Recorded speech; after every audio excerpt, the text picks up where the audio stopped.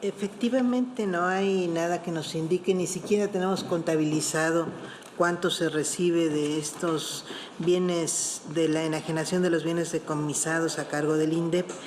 pero independientemente de cuánto sea ello,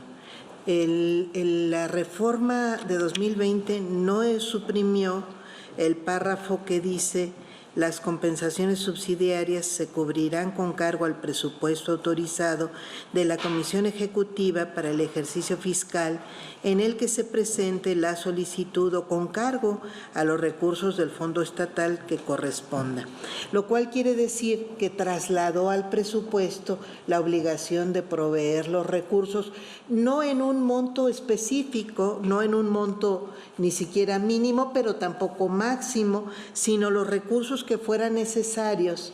que a eso le llama compensaciones subsidiarias. Pero además tampoco suprimió del artículo 136, segundo párrafo,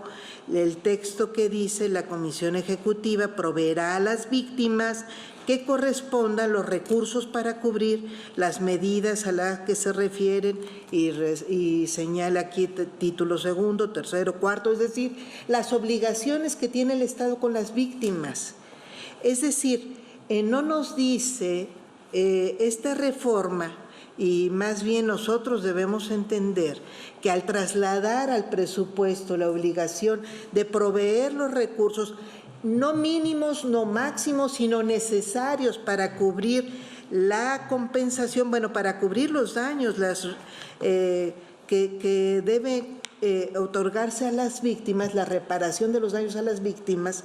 El Estado mexicano no pone en riesgo el cumplimiento de esta obligación,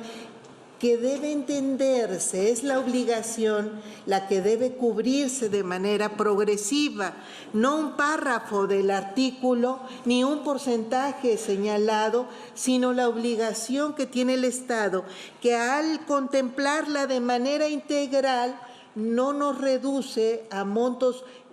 determinados, sino a lo que se necesite para cubrir las medidas de reparación a las víctimas. Yo creo que está cubierta, y justamente la preocupación que debiéramos tener de reparar a las víctimas no deberíamos concentrarla en este párrafo, en este artículo, en un inciso, sino en las obligaciones que tiene el Estado, que yo creo que en este momento tan no se pusieron en peligro en la reforma a esta ley de 2020, que tenemos 5 años en los que se nos indica ha sido cubierto con exceso de este monto, que además no era para las víctimas, que hay que recalcarlo, sino para el fideicomiso, que tenía un costo adicional al costo de administración mismo de la comisión de la Comisión Ejecutiva de Atención a Víctimas. Es decir, en realidad, el haber quitado el fideicomiso garantizó que una mayor cantidad de recursos vayan a dar a las víctimas. Entonces, si no se mira como un daño ni riesgo actual este artículo o esta supresión de este párrafo, sino que en los hechos estamos observando cómo sí se está garantizando no solo ese porcentaje, sino los recursos necesarios a partir de su determinación en el presupuesto en el que se traslada la obligación de progresividad, pues no hay ninguna necesidad de declarar inconstitucional este párrafo, más aún cuando no es nuestra función estar legislando y determinar dónde nos gusta que venga qué porcentaje, y sin elementos algunos nosotros nos pronunciamos porque se mantenga un determinado porcentaje en una ley como esta. Entonces, desde el momento en que está en el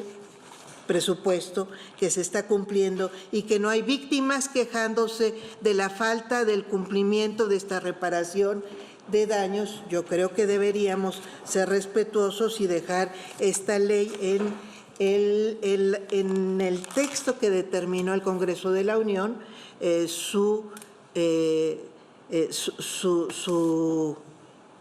vigencia tal y como